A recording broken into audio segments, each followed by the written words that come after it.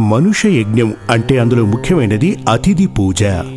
మన ఇంటికి వచ్చిన అతిథి అతను ఎవరైనా కానివ్వండి, అతను వస్తున్నప్పుడు దక్షిణను ఇవ్వటం. దక్షిణ ఇచ్చే స్తోమత లేకపోతే ఓ గ్లాసు నీరివ్వండి. ఎవరు మన ఇంటికొచ్చినా ఒట్టి చేతులతో పంపకండి, పంపకూడదు. ఆకలి కడుపుతో పంపించకూడదు.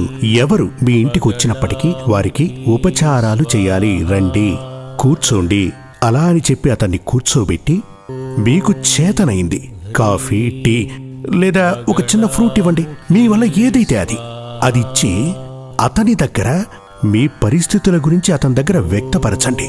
వచ్చినవాడు ఉత్తముడే అయితే ఇక మంచే జరుగుతుందని అతను గనక మీకు చెప్తే అంతా మంచే జరుగుతుంది.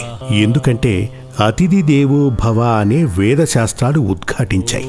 అతిథిగా వచ్చినటువంటి వ్యక్తి దైవ సంభూతుడు, దైవానికి సమానమైనవాడు. అతని యొక్క వాక్కు మనం ఎప్పుడు కూడా